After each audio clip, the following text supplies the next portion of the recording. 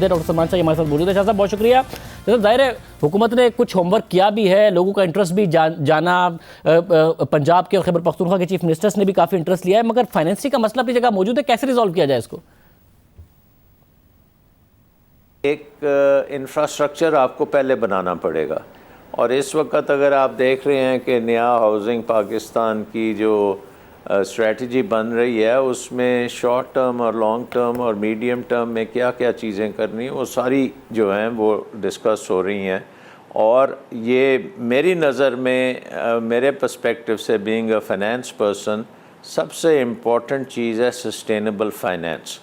ٹھیک ہے, ہم اگر گورنمنٹ ایک گارنٹی دے دے بینکس کو, اور وہ گارنٹی یہ ہوگی کہ جی آپ اتنے پیسے دے دیں, گھروں کے مارٹگیجز ہو جائیں گے, اور آپ کا جو پیسہ ہے وہ آپ کو اگر واپس نہیں آئے گا تو گورنمنٹ دے گی, تو وہ شاید چند گھر بن جائیں. لیکن وہ اس قسم کی گارنٹیز جو ہیں, اب آپ IMF پروگرام کے تحت آپ کو پتہ ہے کہ وہ آپ گارنٹیز نہیں دے سکتے.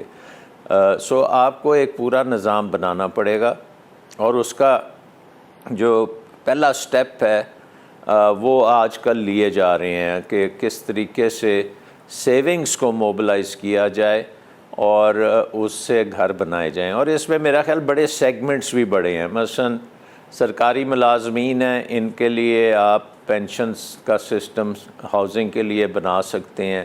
لیبر ہے, بہت بڑی لیبر ہے, اور اس میں آلریڈی ہم سوشل سیکیورٹی اور اس قسم کی چیزیں کرتے ہیں, اس میں ہم ہاؤسنگ کی سیونگ سسٹم بھی ڈال سکتے ہیں, سوشل سیکیورٹی میں ڈال سکتے ہیں. پھر ہمارے پاس جو پرائیویٹ سیکٹر کے لوگ ہیں, ان کو بڑے کارپوریٹ سیکٹر ہے, ان کو بھی شامل کر سکتے ہیں. پھر ہم voluntary pension system, savings and loans associations جو ہوتی ہیں, ان کو بھی ہم ڈیولپ. تو اگر ہم ایک سیگمنٹڈ طریقے سے اگر چلیں گے تو یہ سارا ایک موزیک ہاؤسنگ کا بن جائے گا, اور وہ پاکستان کی اکانومی کے لیے ایک بڑا کرٹیکل چیز ہے.